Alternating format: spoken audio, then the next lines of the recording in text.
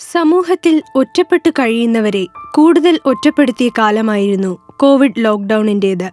ഭാഗ്യം വിറ്റു നടക്കുന്ന നിർഭാഗ്യരായ ചില ലോട്ടറി കച്ചവടക്കാർ. അംഗപരിമിതിയുള്ള ഇവർ കോവിഡ് ലോക്ക്ഡൌൺ കാലത്തെ ഒറ്റപ്പെടലുകളെ നേരിട്ടത് എങ്ങനെ? പച്ചയായ ചില ജീവിതങ്ങളിലേക്ക് ഒരു എത്തിനോട്ടം. ആരാണ് ഭാഗ്യവാൻ, ആരാണ് ഭാഗ്യവതി? നിങ്ങളാണോ? ഒരു പക്ഷേ നിങ്ങളായിരിക്കാം. അതിനായി 40 രൂപ മുടക്കൂ, ഒരു വിൻവിൻ ഭാഗ്യക്കുറി വാങ്ങൂ. ഇന്നത്തെ നറുക്കെടുപ്പിൽ നിങ്ങളും ഐശ്വര്യമായി പങ്കെടുക്കൂ. കേരള സർക്കാർ. എൻ്റെ പേര് സുകേശൻ എന്നാണ്. ഞാൻ കിളിമാനൂരാണ് താമസിക്കുന്നത്. എനിക്ക് ഭാര്യയും 2 കുട്ടികളുമാണ് ഉള്ളത്. ഞാൻ ലോട്ടറി ഉപജീവനമാർഗം ആണ് എൻ്റെ തൊഴിൽ. അനുഭവം ലോട്ടറി വിറ്റ് കഴിയുന്നത് വളരെയധികം ബുദ്ധിമുട്ടാണ്. നമ്മളെ വികലാംഗർക്ക് ജീവിതമാർഗമൊന്നുമില്ല. ഞാൻ BEd കഴിഞ്ഞ ആളാണ്. എനിക്ക് ജോലി കിട്ടിയില്ല. എൻ്റെ ഏജ് ഓവറായി. ആൾക്കാർ സമൂഹത്തിൽ നിന്ന് എന്നെ പറ്റിക്കുന്നുണ്ട്. ചിലപ്പം 50ൻ്റെ കീറിയ നോട്ടൊക്കെ തന്നിട്ട് എന്നെ പറ്റിക്കാറുണ്ട്. കോവിഡ് കാലത്തെന്ന് പറയുമ്പോൾ നമ്മൾ ലോക്ക്ഡൗൺ വന്ന സമയത്താണെങ്കിൽ ലോട്ടറി ഒക്കെ എല്ലാം സർവ്വ നിലച്ചല്ലോ. അപ്പോൾ തൊഴിലില്ല. അപ്പോൾ നമ്മളെ സംബന്ധിച്ചിടത്തോളം നമുക്കൊരു കൂലിപ്പണി ചെയ്യാൻ പറ്റത്തില്ല. അപ്പോൾ അങ്ങനെ വരുമ്പോൾ വീട്ടിൽ ഒത്തിരി ബുദ്ധിമുട്ടുകൾ അനുഭവിച്ചിട്ടുണ്ട്. മികച്ച വിദ്യാഭ്യാസം ഉണ്ടായിട്ടും ലോട്ടറി കച്ചവടത്തിലേക്ക് ഇറങ്ങേണ്ടി വന്ന ആളാണ് കാഴ്ചപരിമിതനായ സുകേഷ്. പലവിധമായ ഒറ്റപ്പെടലുകൾ ഇദ്ദേഹത്തിന് സമൂഹത്തിൽ നിന്നും നേരിടേണ്ടി വരുന്നു. അംഗപരിമിതനെന്ന പേരിൽ മാറ്റി നിർത്താതെ തന്നെയും തങ്ങളിൽ ഒരാളായി കാണണമെന്നാണ് സുകേഷിന്റെ അഭിപ്രായം. ലോക്ക്ഡൗൺ കാലത്തെന്ന് പറഞ്ഞാൽ ഇപ്പം തൊഴിൽ മേഖല സകലതും ഇല്ലാതായിരിക്കുകയാണ്. ആദ്യമായിട്ട് ഈ ലോട്ടറി എടുക്കുന്നവർ 90% ആൾക്കാരും ഈ ഓട്ടോറിക്ഷക്കാരും ഈ കൂലി തൊഴിലാളികളാണ് എടുക്കുന്നത്. പിന്നെ മിഡിൽ ക്ലാസ്സിലുള്ളവർക്ക് ചെറിയ പ്രൈസ് കിട്ടണമെന്നുള്ള താല്പര്യം, വലിയ പ്രൈസ് അല്ല, ചെറിയ പ്രൈസ് കിട്ടണമെന്നുള്ള താല്പര്യമേ ഉള്ളൂ. പിന്നെ ഹൈ ക്ലാസ്സിലുള്ളവർ അവർ ഞങ്ങളെപ്പോലെ ഒരു സഹായിക്കാൻ വേണ്ടിയുള്ള ടിക്കറ്റ് എടുക്കുന്നവരാണ് ഹൈ ക്ലാസ്സിലുള്ളവർ. മിഡിൽ ക്ലാസ്സുള്ളവർക്ക് കുറച്ച് പ്രൈസ് കിട്ടണമെന്നുള്ള പ്രതീക്ഷയാണ്. അപ്പം അതിലൊരു മാറ്റം വരുത്തണം. ഇപ്പോൾ ലോക്ക്ഡൗൺ ആയപ്പോൾ വളരെ ടിക്കറ്റ് വിൽപ്പന കുറവ്, ഗവൺമെൻറ്റിന് വരുമാനം കുറവ്, സകല മേഖലകളിലും ഇല്ലാതായിരിക്കുകയാണ്. അതുകൊണ്ട് ഞങ്ങൾക്കും വലിയ ബുദ്ധിമുട്ടാണ്. ഞാനും ഒരുപാട് കഷ്ടപ്പെട്ടു. പിന്നെ നിവൃത്തിയില്ലാതെ വീട്ടിൽ കയറി ഇരുന്നാൽ പറ്റത്തില്ല. 100 രൂപ കിട്ടി അത്രയും കൊള്ളാമെന്ന് പറഞ്ഞാണ് ഈ വണ്ടി കൊണ്ടുവന്ന് ഇറങ്ങിയത്. ഇപ്പം പെട്രോളിന് കൂടെ തികയുന്നില്ല ഈ പൈസ. ഇതിനൊക്കെ സർക്കാർ എന്തെങ്കിലും ഒരു കാര്യങ്ങൾ ചെയ്യണമെന്ന് മാത്രമേ എൻ്റെ അഭിപ്രായം. ഇവിടെ രാഷ്ട്രീയമല്ല പറയുന്നത്, ജീവിത പ്രശ്നമാണ് ഞങ്ങൾ പറയുന്നത്. എനിക്ക് വെളിയിലിറങ്ങാൻ പറ്റില്ല, ജോലി ചെയ്യാൻ പറ്റില്ല. വീട്ടിൽ ആർക്കും ജോലിയില്ല.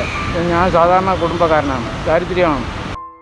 കാലുകൾ തളർന്നുപോയ മണിക്ക് പറയാനുള്ളത് മറ്റൊന്നാണ്. ഗവൺമെന്റിന്റെ ചില സഹായങ്ങളല്ലാതെ സമൂഹത്തിൽ നിന്നും മറ്റ് സഹായങ്ങൾ ഒന്നും തന്നെ ലോക്ക്ഡൗൺ സമയത്ത് ഇദ്ദേഹത്തിന് ലഭിച്ചിരുന്നില്ല. എൻ്റെ പേര് സുരൻ. ഞാൻ വെള്ളറുടെയാണ് താമസിക്കുന്നത്. സ്വന്തം സ്ഥലം വാഴിച്ചൽ എന്നുള്ള സ്ഥലത്താണ്. ഭാര്യയുണ്ട്, 2 മക്കളുണ്ട്. എൻ്റെ ജോലി ലോട്ടറി കച്ചവടമാണ്. ഞാൻ ഡിഗ്രി കാട്ടാക്കട ക്രിസ്ത്യൻ കോളേജിൽ ഹിസ്റ്ററി എടുത്ത് ഡിഗ്രി പാസ്സായി.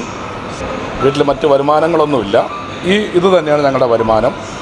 ലോട്ടറി ബിസിനസ് എന്ന് പറയുമ്പോൾ വളരെ ബുദ്ധിമുട്ടുള്ള ഒരു മേഖലയാണ്.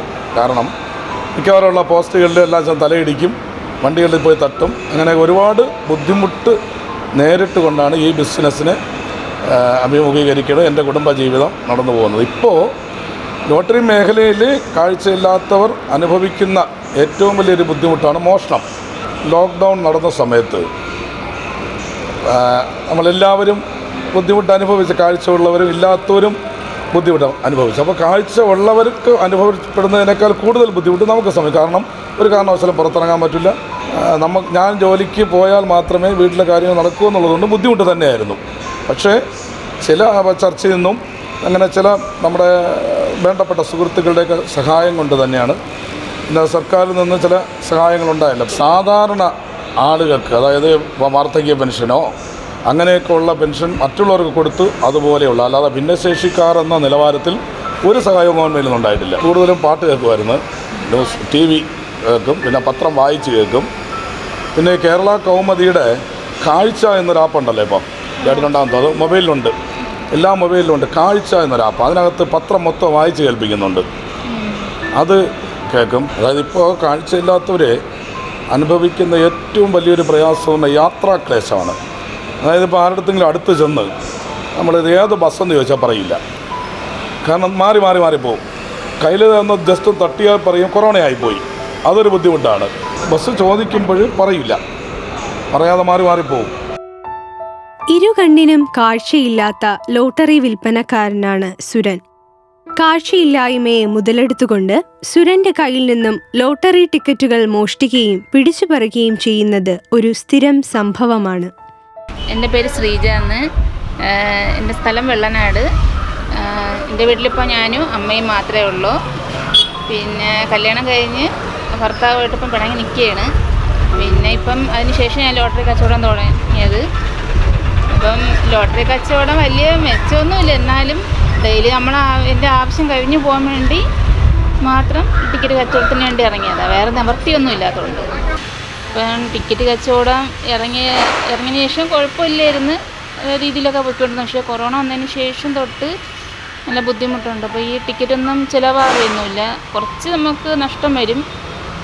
പിന്നെ ഇപ്പോൾ ഓരോ ദിവസവും കൊറോണ കൂടി വരുന്നതിനനുസരിച്ച് നഷ്ടം വന്നുകൊണ്ടിരിക്കുന്നു. പിന്നെ ആരുടെയും മുമ്പ് ചെന്ന് കൈ നീട്ടാതിരിക്കാൻ വേണ്ടി ഒന്ന് ടിക്കറ്റ് കച്ചവടം ചെയ്യുക. അതിൽ അത്യാവശ്യം ചിലവ് കഴിഞ്ഞു പോകുന്നുണ്ട്. ടിക്കറ്റ് കച്ചവടം ചെയ്യുമ്പോൾ അതിന് ബുദ്ധിമുട്ടുണ്ട്. ഓരോ ആൾക്കാർ വന്ന് കമൻറ്റ് അതായത് ഞങ്ങളെ പെണ്ണുങ്ങളെ പോലെയുള്ളവർ വന്ന് ടിക്കറ്റ് കച്ചവടം ചെയ്യുമ്പോൾ ആണുങ്ങൾ ചെയ്യുന്നതിനേക്കാൾ ഒത്തിരി ബുദ്ധിമുട്ട് അനുഭവിക്കുന്നുണ്ട്.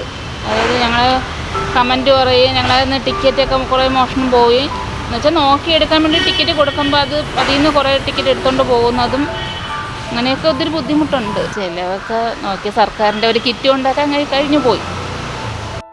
ഭർത്താവിൽ നിന്നും പിരിഞ്ഞു നിൽക്കുന്ന ശ്രീജ മറ്റു ജീവിതമാർഗങ്ങളില്ലാത്തത് കാരണമാണ് ലോട്ടറി കച്ചവടത്തിലേക്ക് ഇറങ്ങിയത്.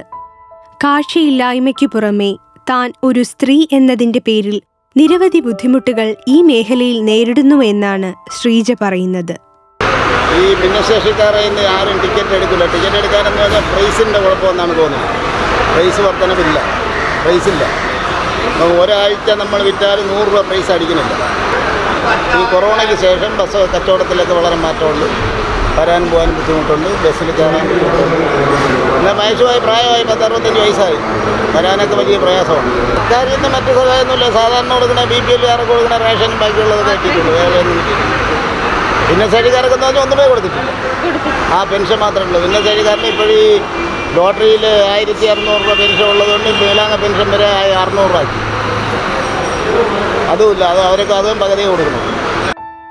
ഇരുകാലുകളും ഇല്ലാത്ത ഉണ്ണിയുടെ പരിഭവങ്ങൾ ഏറെയാണ്. ഭിന്നശേഷിക്കാരിൽ നിന്നും ടിക്കറ്റുകൾ വാങ്ങാൻ ആരും തന്നെ താൽപ്പര്യപ്പെടാറില്ല. ഗവൺമെന്റും തങ്ങളെ കാര്യമായി പരിഗണിക്കുന്നില്ലെന്ന് പറയുന്നു ഉണ്ണി. എൻ്റെ പേര് വിശ്വനാഥൻ. ഞാൻ ലോട്ടറി വിറ്റാണ് ജീവിക്കുന്നത്. നമുക്ക് 25 ടിക്കറ്റ് വിധേ വിൽക്കാൻ പറ്റുള്ളൂ. പിന്നെ പലപ്പോഴും ടിക്കറ്റുകളൊക്കെ ഇഷ്ടം പോലെ മോഷണങ്ങളൊക്കെ നടക്കുന്നുണ്ട്. ഈ റേഷൻ മാത്രം കിട്ടുമായിരുന്നു.